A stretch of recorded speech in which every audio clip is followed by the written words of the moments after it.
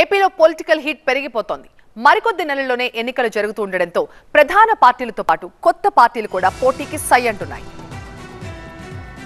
కొత్త సంవత్సరంలో ఏపీ రాజకీయం మరింత రసవత్తరంగా మారే అవకాశాలు కనిపిస్తున్నాయి. మరో 3 నెలల్లో అసెంబ్లీ ఎన్నికలు జరగనుండడంతో ప్రధాన పార్టీలతో పాటు కొత్త పార్టీలు కూడా ఎన్నికలపై ఫోకస్ పెంచాయి. రాబోయే 3 నెలల్లోనే ఏపీ రాజకీయాల్లో అనూహ్య మార్పులు జరుగుతాయని నేతలు ప్రకటనలు చేస్తున్నారు. వై నాట్ 175 అనే నినాదంతో ఏపీలోని మొత్తం 175 స్థానాలు గెలుచుకుంటామని అధికార వైసీపీ ధీమా వ్యక్తం చేస్తుంటే వై నాట్ పులివెందల అని టీడీపీ కౌంటర్ ఇచ్చింది.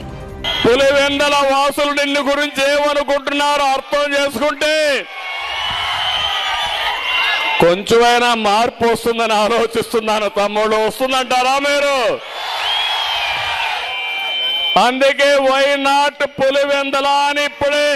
వారికోస్ వెయిన్స్ వ్యాధికి కేవలం 30 నిమిషాల్లో చికిత్స. కాల్ చేయండి 9989527715. బీటెక్ రవి అన్నాడు, నేను ఎందుకు పులివెందల్లో తెలుగుదేశం పార్టీ గెలవాలో మీ అందరికీ చెప్పబోతున్నాను.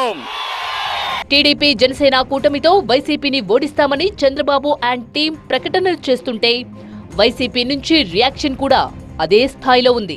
టీడీపీ సొంతంగా 175 స్థానాలకు పోటీ చేస్తుందా అని వైసీపీ సీనియర్ నేత ఏపీ మంత్రి బొత్స సత్యనారాయణ కామెంట్ చేశారు. ఆయన 175 స్థానాల్లో పోటీ చేసే అవకాశం, హక్కు ప్రజాస్వామ్యం నీకు ఇచ్చింది. ఉత్తరాంధ్రలో చేస్తాడా, రాయలసీమలో చేస్తాడా, ఎక్కడ చేస్తాడా అది ఆయన ఇష్టం. దానికి నేనేం చెప్తాను? లేకపోతే చేర్పులు చేయమనండి, తప్పే ఉంది.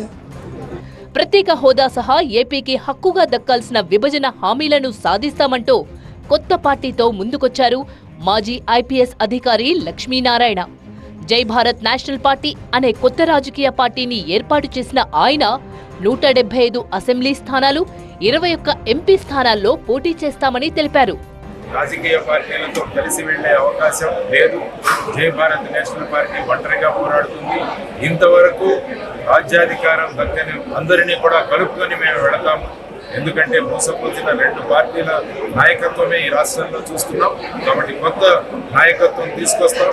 మా ఆలోచనలు సమ ఆలోచనలు చేసే వారందరూ కూడా కలిసి మనం అందరం ఒక 3వ ప్రత్యామ్నాయం అన్నది మన రాష్ట్రంలో తీసుకురావాల్సిన అవసరం ఎంతైనా ఉంది.